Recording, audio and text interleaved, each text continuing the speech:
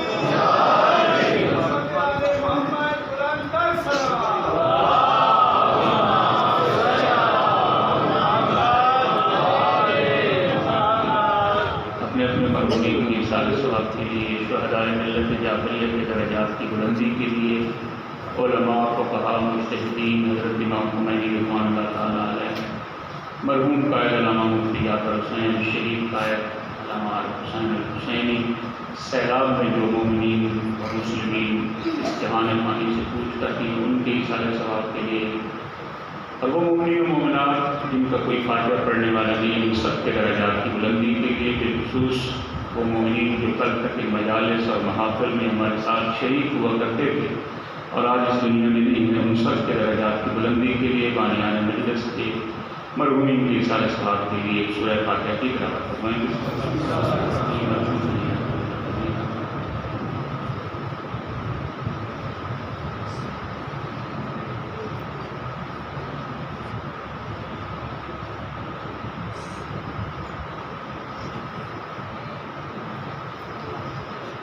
مجلس کی قبولیت کے لیے بآواز بلند صلوات۔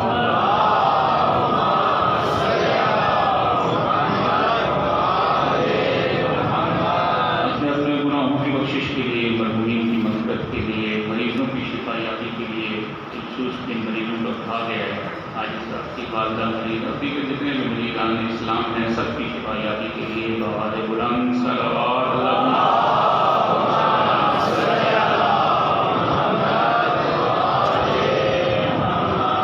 یہ عالم تشریف یوسف حضرت زہرا حضرت امام زمان علیہ اللہ فرج شریف کے ظہور میں تعلیم کے لیے اور حضرت کی خدمت میں شہدائے کربلا نواس رسول امام حسین علیہ السلام اور امام زین العابدین علیہ السلام کی شہادت کی تعزیت پر تسلیت پیش کرنے کے لیے بآواز بلند صلوات۔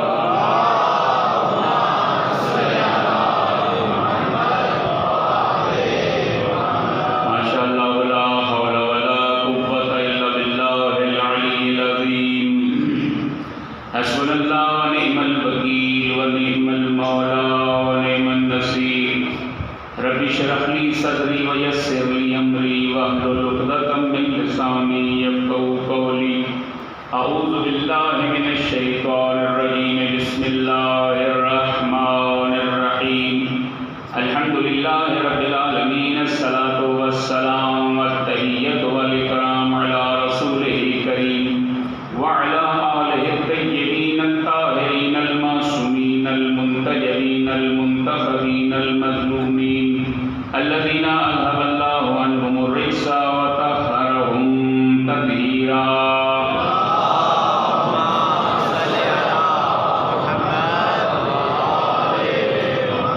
ولعنۃ اللہ علی اعدائہم اجمعین من الآن الی قیام یوم الدین، اما بعد فقد قال اللہ الحکیم والقرآن الحکیم۔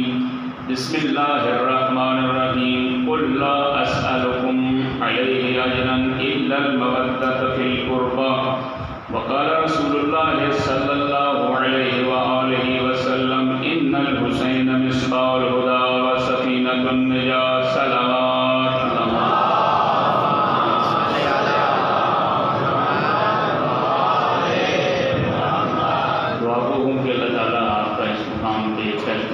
کی عبادت میں شمار فرمائے۔ اس کا ثواب آپ تمام حاضرین کے قربانیان کے مرحومین کے نام اعمال میں درج فرمائے۔ سب مریضوں کو جن کا کہا گیا ہے اور جو مریضان اسلام ہیں سب کو اللہ تعالیٰ شفا عطا فرمائے۔ یہ اولادوں کو پروردگار اولاد عطا فرمائے، جن کی اولاد ہے اسے نیک اور صالح بنائے، اور ہم سب کی دعا ہم سب کی التجا پروردگار امام زمان جل اللہ فرج الشریف کے ظہور میں تعجیل فرمائے۔ ان سب دعاؤں کی قبولیت کے لیے اور اب آپ مومنین جو دلوں میں دعائیں لے کے آئے ہیں ان سب کی قبولیت کے لیے تب مل کے باواز غلامی صلوات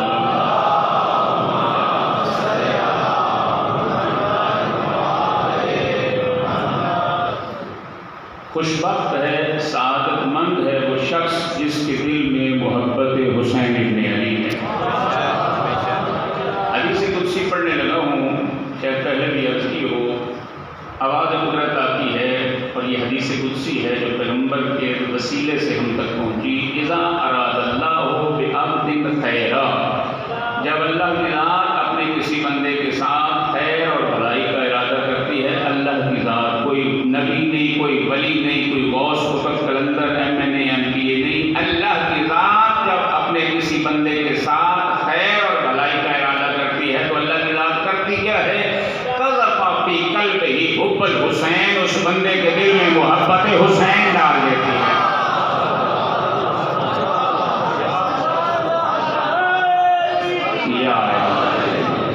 اذا اراد اللہ بعبد خیرا، کوئی MNA MPA SHO SP نہیں، اللہ کی ذات جب اپنے کسی بندے کے ساتھ خیر اور بھلائی کا ارادہ کرتی ہے، اللہ کی ذات پھر بندے کے ساتھ کرتی کیا ہے؟ قذف فی قلبہ حب الحسین، اس کے دل میں محبت حسین ڈال دیتی ہے۔ اور پھر روایت کا جملہ یہاں تک نہیں ہے، اگلا جملہ بھی ہے، وہ محبت زیارت الحسین، حسین ابن علی کی زیارت کی محبت کے دل میں ڈال دیتی ہے۔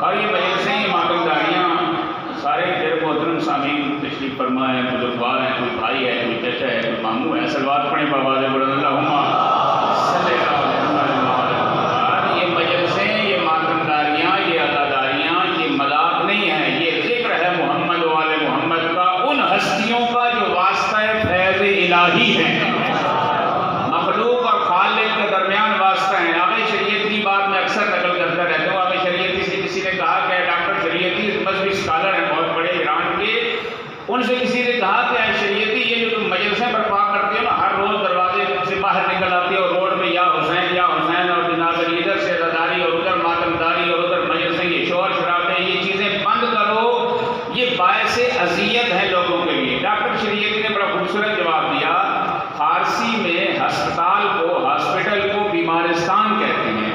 جب اس بندے نے کہا نا کہ اے شریعتی یہ مجلسیں بند کرو، یہ باعث اذیت ہے لوگوں کے لیے، تو آغا شریعتی نے کہا کہ آپ لوگ بیمارستان بند کر دو، آپ لوگ بیمارستان بند کر دو۔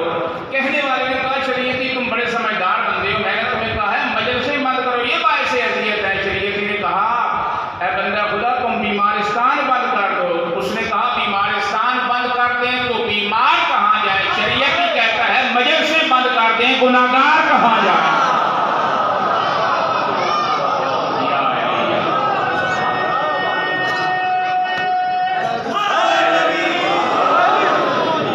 یہ مجلسیں گناہوں کی بخشش کا ذریعہ ہے۔ یہ مجلسیں، البتہ رک کے عرض کرتا چلوں، یہ مجلسیں گناہ معاف کروانے کے لیے آئی ہیں، نماز روزہ معاف کروانے کے لیے نہیں آئی۔ سلوات پڑھے بآواز بلند اللہم صلی اللہ علیہ وسلم۔ ایسا نہ سمجھ لینا کہ نماز روزہ بھی چھوڑ دو، نہیں میرے محترم، حسین آیا تھا نماز بچانے کے لیے، تو جو حسینی ہے نا اس کی نماز برقرار نہیں ہونی چاہیے۔ اور یہی مجلسیں ہیں جو آج کے اس پرفتن دور میں ہمارے عقیدے کو بھی بچا سکتی ہیں، ہماری مذہب اور مکتب کی ترویج کا ذریعہ بھی ہیں۔ ورنہ آپ کے پاس نہ ٹائم ہے اور نہ لائبریریاں اور نہ کتاب خانے اور نہ آپ کے پاس ٹائم نہیں ہے، آپ سے بعد والی نسل کے پاس اصلاً ٹائم نہیں ہے۔ یہی مجلس امام حسین ہے، لیکن شرط یہ ہے کہ مجلس امام حسین میں وہ بیان ہو جس پہ اللہ اللہ کا رسول اور آل رسول راضی ہوں۔ جو دل میں آئے وہ پڑھ کے چلا جائے، اور جو دل میں آئے آپ کے بھی نعرہ حیدری آ گئی، مجھے بھی نعرہ نعرہ لگا دیا. صلوات پڑھے بابا دے برد اللہم صلی اللہ محمد. پڑھنے والا وہ پڑھے جس پہ علی و بطول راضی ہو، اور سننے والا بھی اس پہ بابا کرے جس پہ علی و بطول راضی ہو.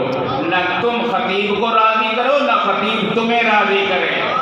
خطیب نے اپنی قبر میں جانا ہے، کل تم سے جو سوال ہوگا تم نے اپنی قبر میں خود جواب دینا ہے. توجہ ہے نا؟ ناراض تو نہیں ہو رہے میرے موضوع؟ میں زیادہ طولانی نہ کروں چونکہ موضوع امام زین العابدین علیہ السلام. مجھے میرے بھائی جان نے، بڑے بھائی جان نے حکم دیا تو میں حاضر ہو گیا یہاں پہ اپنا امام حسین کی مجلس میں نام لکھوانے کی خاطر. اور آپ کو واقعات تو یاد ہے، جناب یوسف کو خریدنے کے لیے پوری جا رہی تھی تو کسی نے پوچھا کہ تیرے پاس ہے کیا جو تو یوسف کو خریدنے کے لیے جا رہی ہے؟ وہ کہتی ہے مجھے بھی پتہ ہے کچھ نہیں ہے، لیکن اتنا تو ہوگا یوسف کے خریداروں میں میرا نام لکھا جائے گا. اللہم صلی اللہ مل کے بابا دے بلند صلوات پڑھے. اللہم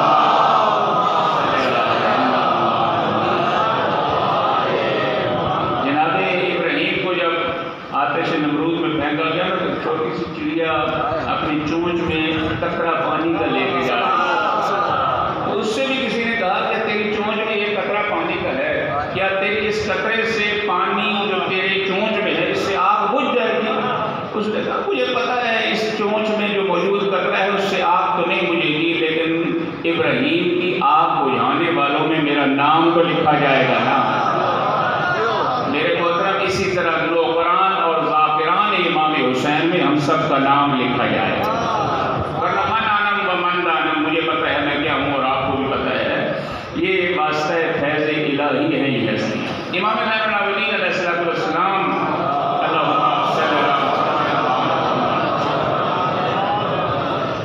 وہ عظیم ہستی ہیں کہ جو واقعہ کربلا کی شاہد ہیں، واقعہ کربلا کے جو عینی شاہد ہیں. اور بروز معاشر میں جب سیدہ سلام اللہ علیہا دعویٰ کریں گی اور اللہ کی عدالت میں جا کے پیش ہوں گی تو گواہ امام محمد باقر ہوں گے اور امام زین العابدین ہوں گے. تو امام زین العابدین کہتے کسے ہیں؟ زین العابدین اس ہستی کو کہتے ہیں جو اللہ کی اس بھری ہوئی مخلوق میں تمام عابدوں کی عبادت کی زینت کو زین العابدین کہتے ہیں. اور میرے محترم دو لفظ قرآن مجید میں استعمال ہوئے ہیں. ایک لفظ استعمال ہوا ہے زین العابدین، ایک لفظ استعمال ہوا ہے عابدین کا، اور ایک لفظ استعمال ہوا ہے ساجدین کا. ساجدین کا لفظ استعمال ہوا ہے ملائکہ کے لیے اور عابدین کا لفظ استعمال ہوا ہے انبیاء کے لیے. میرے محترم سامعین، ہمیں یہ شرف حاصل ہے کہ ہمارے وہ امام ہیں اگر بزم انبیاء میں ہو تو زین العابدین نظر آتے ہیں، اور بزم ملائکہ میں ہو تو سید الساجدین نظر آتے ہیں. ہم یہاں رک کے عرض کرتے چلو امام زین العابدین ہو، امام سید الساجدین. دیکھیں مجھ سے آپ یہ توقع نہ رکھیں کہ میں آپ کی ہر بات پہ آپ کو واہ واہ کرواؤں. امام زین العابدین ہو اور ماننے والے کو نماز بھی نہ آتی ہو. امام سید الساجدین ہو اور مجھے 17 رکعت کا بھی نہ پتہ ہو. اس کا مطلب ہے میں نے نام سے تو اقرار کیا ہے، عمل سے میں اقرار نہیں کر رہا. امام زین العابدین کو عمل سے عملاً امام نہیں مان رہا. جس طرح سید الساجدین امام زین العابدین کو عام ہستی نہیں ہے. یہ زین العابدین بنے کیسے؟ میرے محترم شاید میں نے پہلے بھی عرض کیا ہے کچھ دن پہلے کہ ایک بخیل گھرانے میں اگر کوئی سخی پیدا ہو جائے نا، توجہ ہے میرے کی، اگر بخیل گھرانے میں سخی پیدا ہو جائے تو اس کی بڑی جلدی شہرت ہو جاتی ہے. کیوں؟ کیونکہ سارا خاندان ہی بخیل ہے. اور بخیل کہتے کسی ہیں یہ بھی روک کے عرض کرتا چلوں، آپ سارے تو سخاوت کے ٹھاٹھے مارتے ہوئے سمندر میرے سامنے تشریف فرما ہے. بخیل اس بدبخت کو کہتے ہیں جو مال رکھتا ہو خود کھائے دوسرے کو نہ کھلائے. میرے محترم تیرے سارے مسلمان بھائی آدھا پاکستان سیلاب میں ہے، اب تیری سخاوت کا پتہ چلے گا تو کتنا بڑا سخی ہے. ناراض تو نہیں ہو رہے میرے محترم؟ امام حسین کی مجلس میں مظلوم کی مدد نہیں کی جائے گی، مظلوم کی بات نہیں کی جائے گی تو اور کہاں کی جائے گی؟ بخیل جو مال رکھتا ہو خود کھائے دوسرے کو نہ کھلائے. اور بخیل کے सखी उस शख्स को कहते हैं जो माल रखता हो, खुद भी खाए और दूसरों को भी खिलाए। हमारी क्या हालत है, हमें, और जब से तो ये मोबाइल आया ना तो झूठ की इंतहा हो गई। पैगम्बर खुदा हबीब किबरिया की खिदमत में एक शख्स आ गया, करता है या रसूल अल्लाह मुझे इसमें आज़म तालीम फरमाएं। तवज्जो है ना मेरी तरफ? बंदे खुदा किस लिए इसमें आज़म तलब कर रहा है? अर्ज़ करता है या रसूल अल्लाह रोज़ी रिज़्क़ के लिए है। हमारी सतह ज़िंदगी इतनी है, हम भी ज़ियारतों पे जाते हैं तो रोटी कपड़ा मकान का ही सवाल करते हैं, जबकि मैं कहा करता हूँ कि इमाम हुसैन की दरी पे जाने की ज़रूरत नहीं है रोटी कपड़ा मकान के लिए। अपनी माँ अगर जिंदा है और अगर बाप जिंदा है, माँ के कदमों पे हाथ रख के बाप की पेशानी को चूम के दुआ कर, अल्लाह तेरी दुआ कबूल करेगा। रोटी के लिए करबला जाने की ज़रूरत नहीं है, तेरे घर के अंदर रोटी देने तवज्जो है। वालिदैन की एहतराम के नतीजे में गुस्सा रिवायत है गुस्सा अल्लाह करता है या रसूल अल्लाह मुझे रोज़ी रिज़्क़ के लिए इसमें आज़म चाहिए। पैगंबर ने फरमाया बंदा खुदा हलाल खाना शुरू कर दे और झूठ बोलना छोड़ दे, फिर अल्लाह को जिस नाम से पुकारेगा वही इसमें आज़म बन जाएगा। हम अल्लाह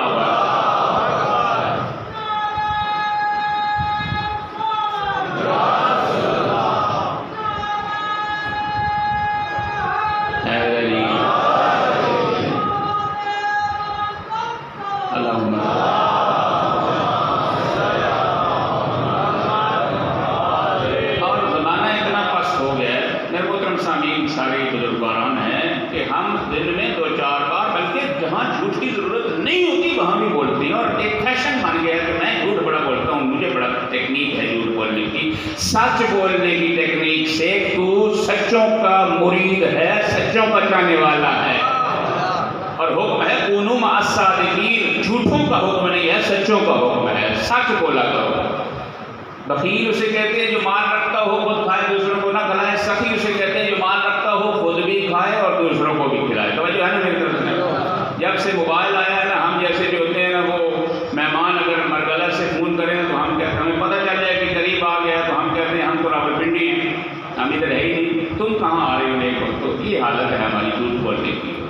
मेरे मोहतरम, वो बंदा, पैगंबर का फरमान है, वो बंदा जो मेहमान के कदमों की आहट सुन के खुश होता है, अल्लाह ताला उस पर बहश्त वाजिब करा दे।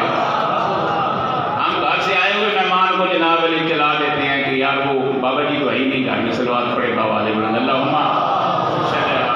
ये सखियों की अलामत नहीं है, घर में आए हुए मेहमान के साथ जो है वो ऐसी बरकत करना, ये वकीलों की आदत है। और बड़ा खूबसूरत जुमला अमीरुल मोमिनीन का बात आगे तो अर्ज करता चलूं। मासूम फरमाते हैं सखी किसी के यहाँ इसलिए जाके खाता है कि मेरे यहाँ कोई आके खाए, और फकीर किसी के यहाँ इसलिए नहीं जाता कि कहीं मेरे यहाँ ना कोई आ जाए। और जुमले भी सुन ले। मासूम फरमाते हैं सखी खिला के खुश होता है, फकीर खा के खुश होता है। मैं आप हम सब ने ऊपर वाला बटन खोल के चेक करना है कि हम सखी हैं या फकीर है। सलवात पड़े बाबा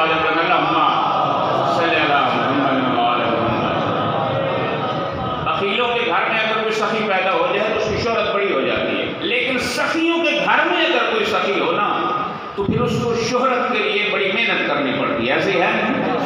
और अगर जाहिलों के घर में कोई आलिम पैदा हो जाए उसकी भी बड़ी शोहरत हो जाती है। मेरे मतलब तवज्जो है मेरी तरफ में नहीं, अगर उलमा के घर में कोई आलिम बन रहा हो तो उसे अपना इल्म मनवाने के लिए बड़ी मेहनत की ज़रूरत होती है। मेरे मतलब तवज्जो फरमाइएगा, ज़ैनुल आबिदीन जिस घराने में ज़ैनुल आबिदीन बना है ना, उस घराने में कोई आम घराना नहीं है, उस घराने का हर फर्द मेराज बंदगी पे फायद है। उस घराने में ज़ैनुल आबिदीन बना है, उस घराने में ज़ैनुल आबिदीन। अल्लाहुम्मा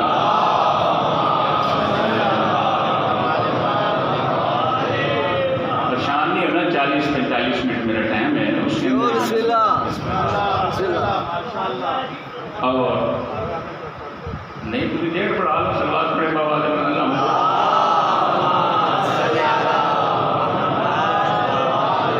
हम तो आए तबलीग के लिए ना, ये तो आप पे डिपेंड करता है आप कितना औलाद रसूल होने के साथ साथ कितना आले रसूल के बयानात को पसंद الساجدین زین العابدین ذو الصفنات ایک اور لقب ہے حضرت کا، گٹھوں والا، توجہ ہے نا میری طرف، گٹھوں والا۔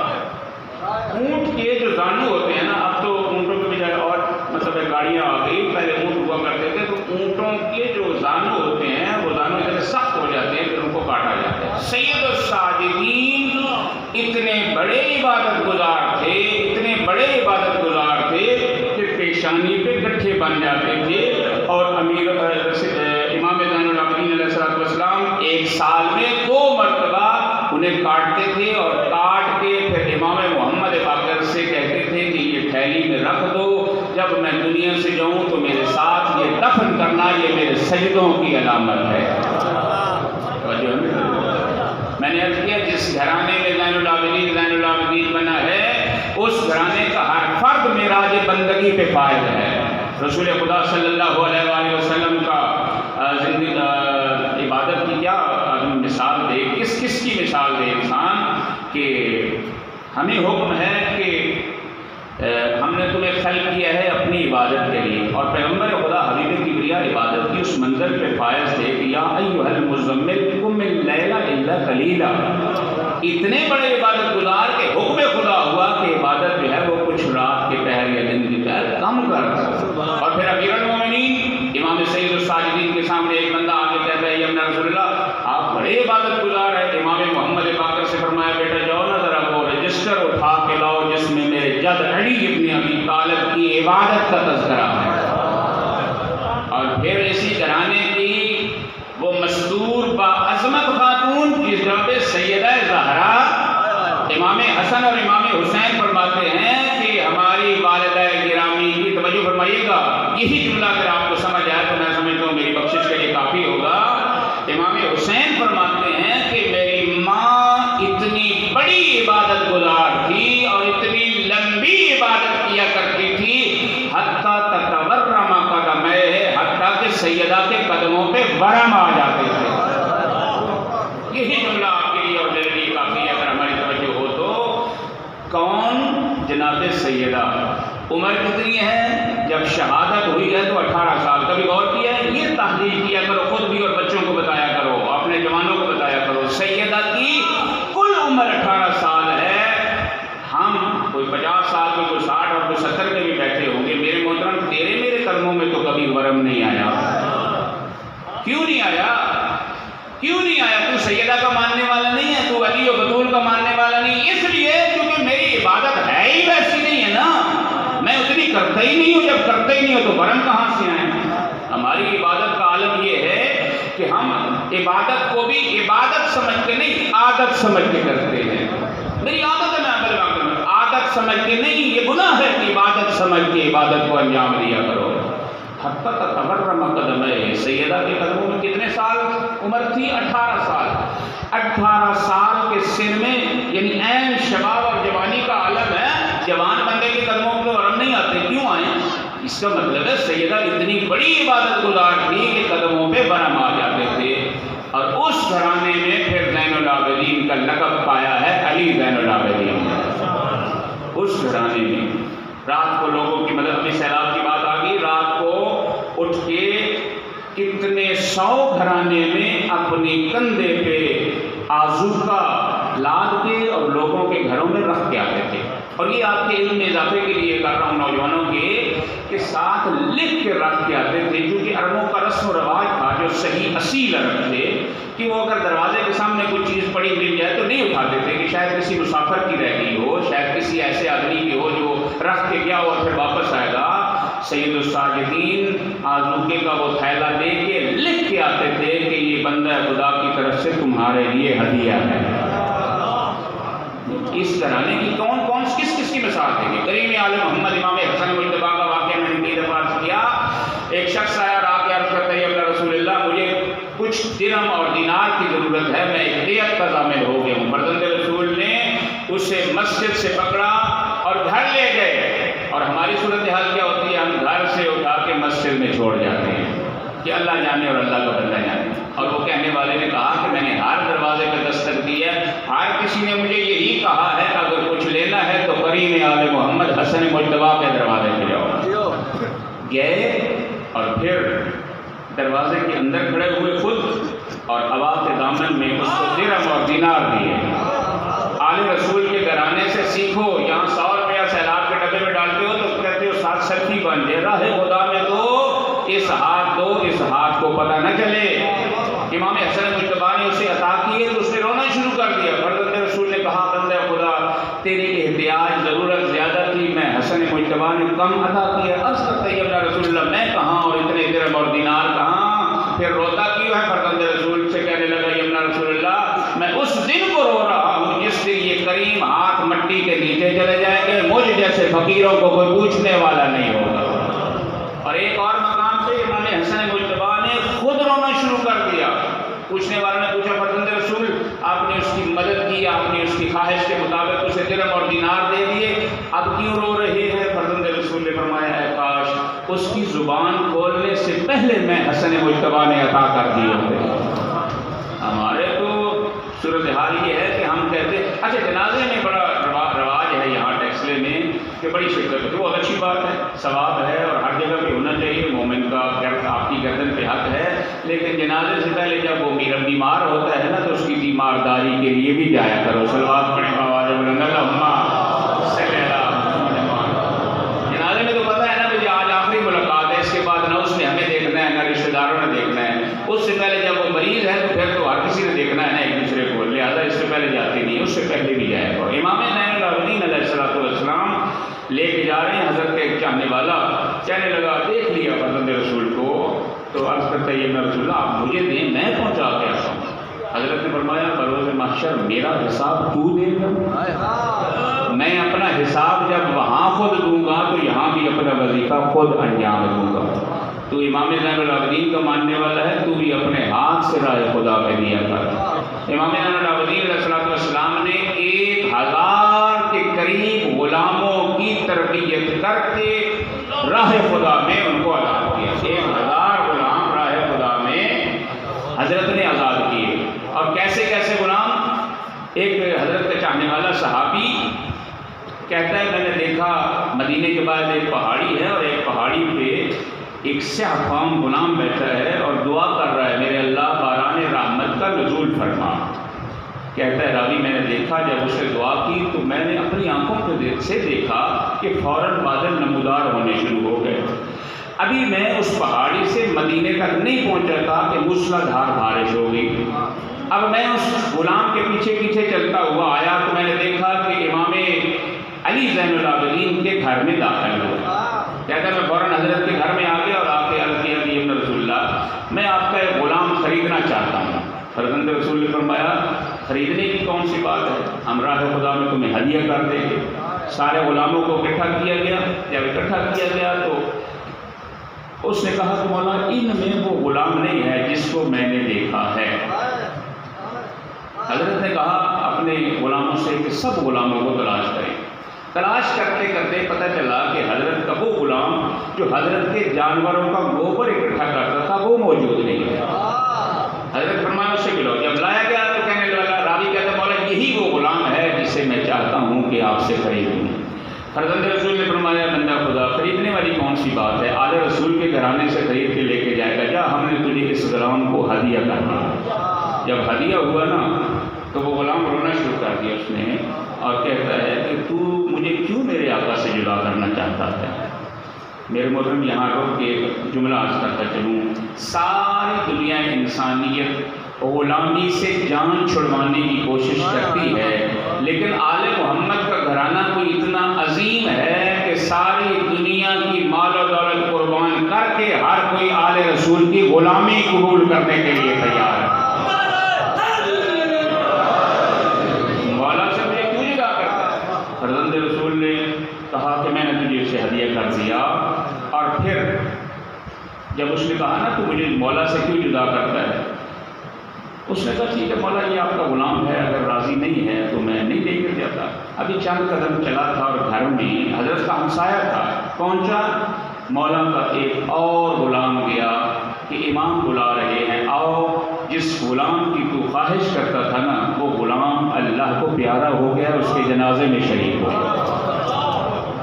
بتانے پر بتایا گیا کہ یہ دنیا سے کیوں چلا گیا، کہتا ہے اس لیے دنیا سے چلا گیا کہ ایک لمحے کے لیے بھی امام زین العابدین سے وہ جدا نہیں ہونا چاہتا تھا، اور اسے ڈر لگ گیا تھا کہ شاید میں امام سے جدا ہو جاؤں۔ اس نے اللہ سے ملاقات کر لی لیکن دروازہ امام زین العابدین کو نہ چھوڑا۔ ایسی تربیت کی ہے غلاموں کی۔ اور میرے محترم اب ایک جملہ میں صحیفہ سجادیہ سے کے حوالے سے یاد کرتا چلوں۔ صحیفہ سجادیہ امام علیہ السلام کا وہ کلام ہے جس نے واقعہ کربلا کے بعد جہاں آپ کو عقیدہ توحید بتایا، جہاں عقیدہ نبوت بتایا، جہاں آپ کو نظریہ امامت اور ولایت بتایا، یہ صرف ایک صحیفہ سجادیہ نہیں ہے امام کا۔ کائنات میں آپ جس سے بھی پوچھیں تو دو طرح کے حقوق بیان ہوتے ہیں، ایک حقوق اللہ اور ایک حقوق الناس، اللہ کے حقوق اور بندوں کے حقوق۔ امام زین العابدین علیہ السلام کو یہ افتخار اور امتیاز حاصل ہے کہ امام نے حقوق کی 3 قسمیں بیان کی۔ اب ناراض نہیں ہونا اس بات سے، یہ امام کی خاصیت یاد کر رہا ہوں۔ تو صحیفہ سجادیہ میں توحید بھی ہے، عدل بھی ہے، نبوت بھی ہے، امامت بھی ہے، قیامت بھی ہے۔ رسالت الحقوق میں کیا ہے؟ رسالت الحقوق میں امام معصوم نے یہ بیان کیا ہے کہ تیری آنکھ کا کیا حق ہے، تیرے ہاتھ کا کیا حق ہے، تیری زبان کا کیا حق ہے، تیرے کان کا کیا حق ہے۔ توجہ ہے میرے نام؟ ہم اس لیے نہ سنتے ہیں اس طرح کی باتیں اور نہ توجہ دیتے ہیں کہ اگر پتہ چل گیا تو پھر ظاہر سی بات ہے پڑھنا بھی پڑے گا، اور جب پڑھیں گے تو پھر عمل بھی کرنا پڑے گا، لہٰذا نہ پڑھے نہ عمل کرے، سلوات پڑھے بابا بلند اللہم صلی علی محمد۔ نہ آتے ہوں، نہ کوئی پوچھے، نہ بتائیں، اور اگر میرے محترم تو اس پہ عمل نہیں کرے گا، امام زین العابدین کا ماننے والا، تو پھر کون عمل کرے گا؟ تیرا حق بنتا ہے کہ امام نے جو آنکھ کے حقوق بیان کیے ہیں نا کہ اس آنکھ سے نہ حرام کو دیکھ، نہ گناہ کر، نہ اس ہاتھ سے گناہ کر، نہ اس کان سے گناہ سن، نہ اس زبان سے گناہ کر، اور جب گناہ کرتے ہیں کان سے، ہاتھ سے، اور پھر وہ جملہ مجھے یاد آتا ہے اور میں یہ ضرور بیان کروں گا میرے محترم، اسی لیے تو ظہور امام نہیں ہوتا، اسی لیے تو ظہور امام نہیں ہوتا۔ مرزا حسین صابری نے بڑا خوبصورت جملہ کہا، وہ کہتا ہے کیوں یہ کہتے ہیں سبھی روح رواں پردے میں ہے، کیوں یہ کہتے ہیں سبھی روح رواں پردے میں ہے، آنکھ پر پردہ پڑا ہے وہ کہاں پردے میں ہے،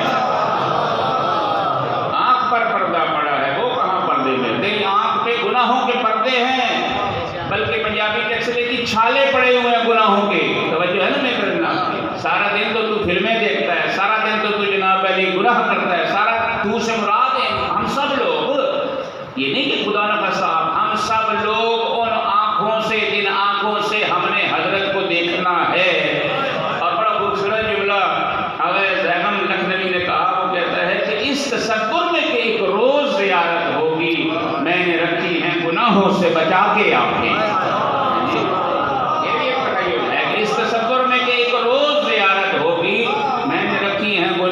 بچا کے آنکھیں، تیری آنکھیں گناہوں سے بچی ہوئی ہونی چاہیے، تیرے ہاتھ گناہوں سے بچے ہوئے ہونے چاہیے۔ نہ رسالت الحقوق پڑھے، نہ تجھے حقوق کا پتہ چلے، تو نہیں پڑھے گا تو کوئی اور پڑھے گا۔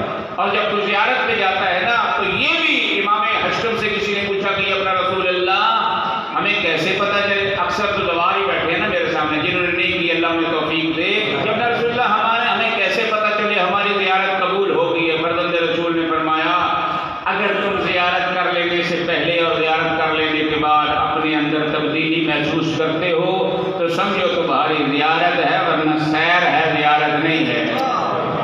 سیاسی تبدیلی نہیں کہہ رہا، مانوی تبدیلی کی بات کر رہا ہوں۔ اگر زیارت کرنے سے پہلے رسالت الحقوق کی بات ذہن میں رہے، اگر زیارت کرنے سے پہلے گناہگار تھا توبہ کر گیا، اگر تیرے ہاتھ اب جب زیارت کر لی ہے تو پھر تم عام بندہ نہیں رہا، اب یہ تیرے ہاتھ ذریعے امام حسین سے مس ہو گئے ہیں، تیرے لب ذریعے امام حسین سے مس ہو گئے ہیں، تیری آنکھیں ذریعے امام حسین سے مس ہو گئی ہیں، تیرا پورا وجود ذریعے امام حسین سے مس ہو گیا ہے۔ اب جب تو واپس آئے تجھے دروازے پر تختی نہ لگانی پڑے، زوار تیر علی جان، لوگ یہ کہے تیرا چہرہ عمل اور کردار بتا رہا ہو مظلوم کربلا کا زوار آ رہا ہے۔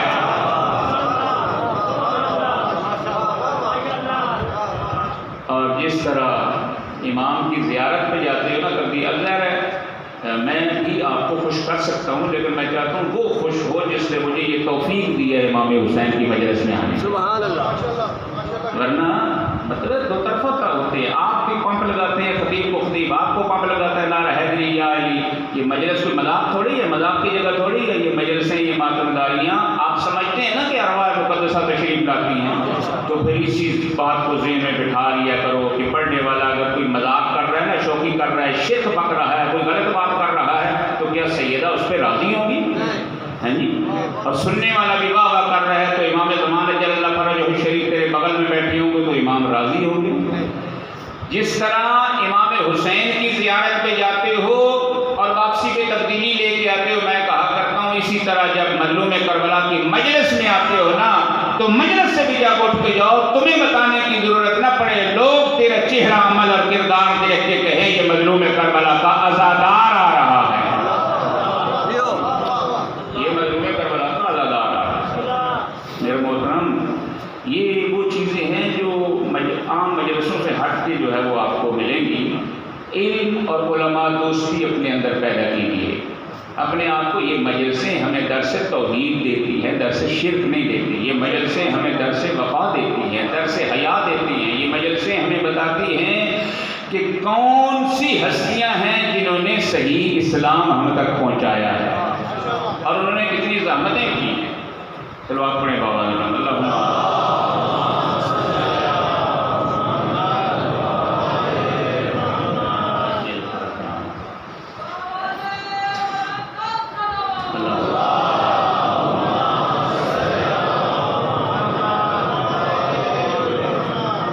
میرے محترم، اللہ تعالیٰ ہم سب کو توفیق دے کہ سید الشہداء کی بارگاہ میں پڑھنے والے بھی اور سننے والے بھی مجلس کو سننے کا حق ادا کریں اور پڑھنے والا صحیح پڑھنے کا حق ادا کرے، اور سب سے بڑھ کے ہم سب کو اللہ تعالیٰ جو مجلسوں میں سنتے ہیں اس پہ عمل کی توفیق عطا کرے۔ یہ وہ ایام ہیں جن دنوں میں آل رسول کا کاروان، آل رسول کا قافلہ کبھی اس دربار، کبھی اس بازار،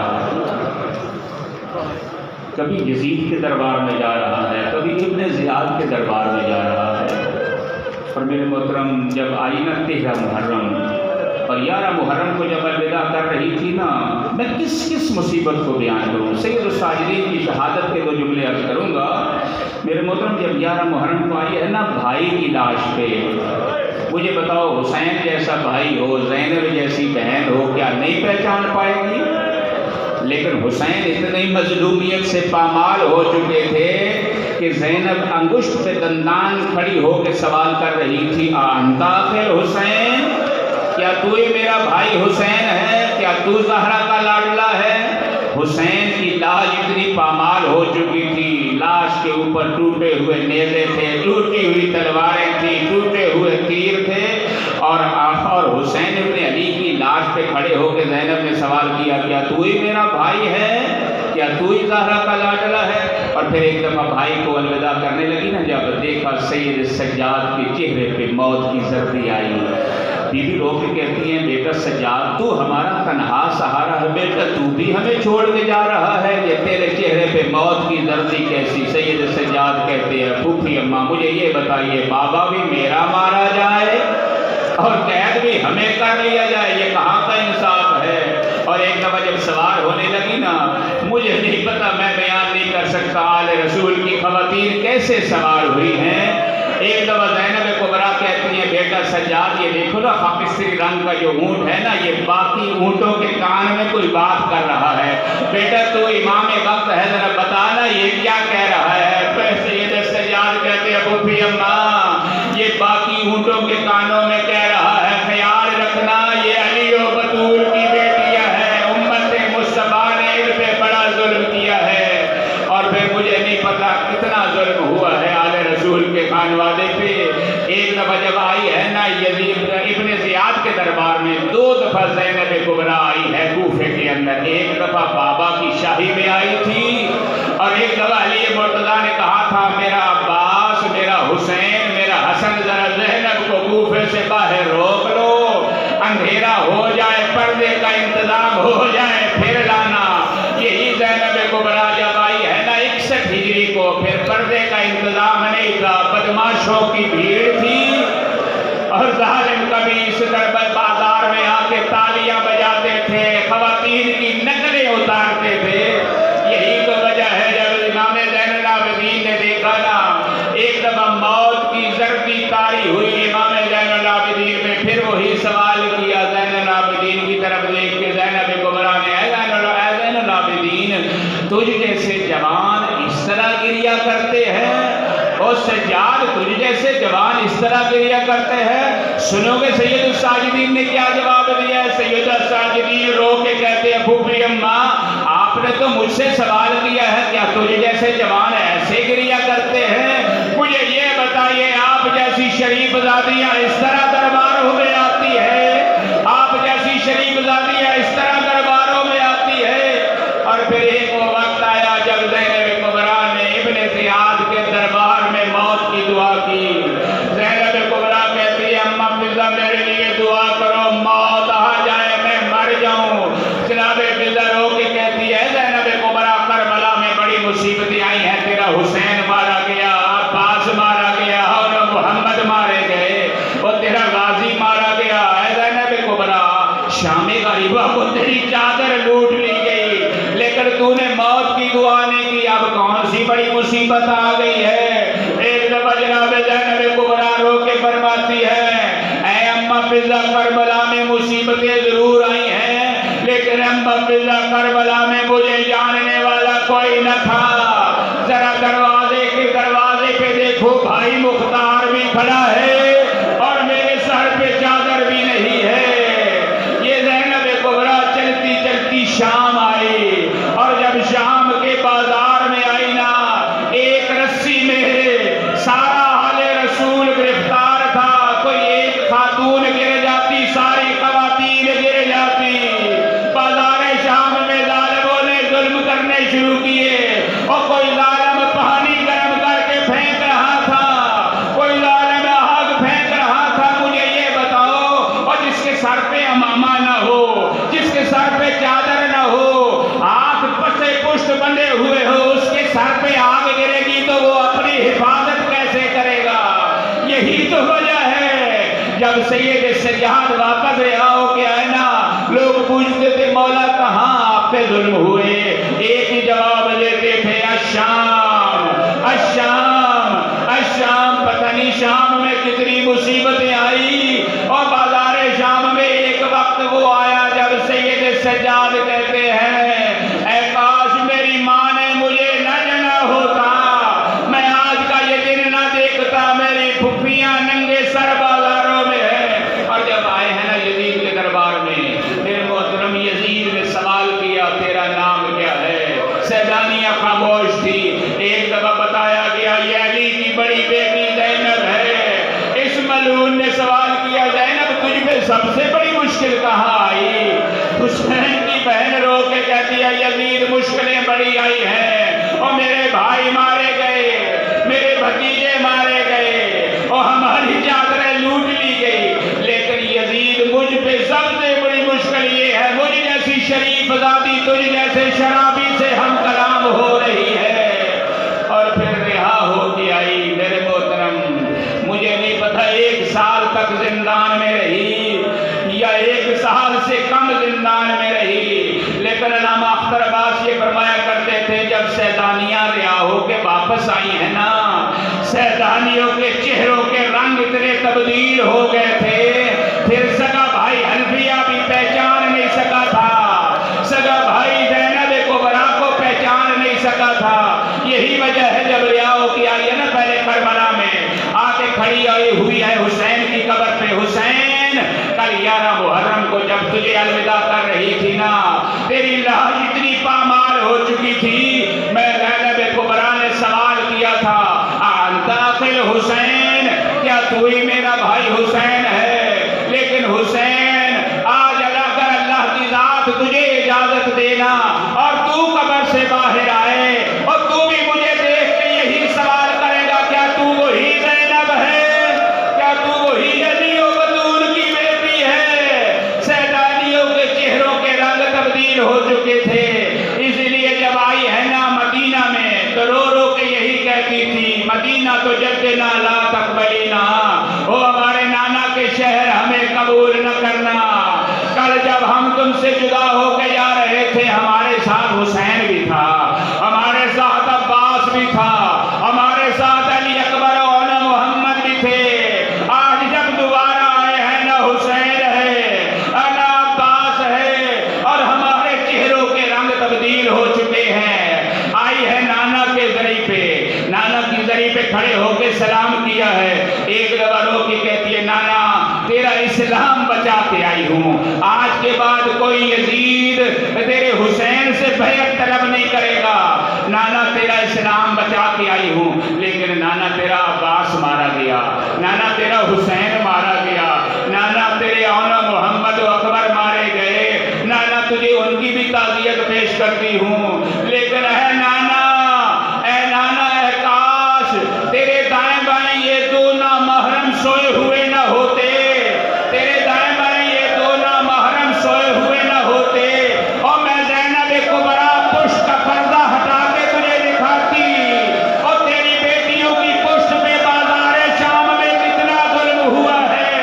और नाना कभी इस दीवार के साथ लग जाती थी, और कभी उस दीवार के साथ लग जाती थी, और तेरी बेटियां जमीन पे गिर जाती थी, और कोई लालम पत्थर मारता था, कोई लालम गर्म पानी में फेंकता था, और कोई लालम ताजियाने मारता था।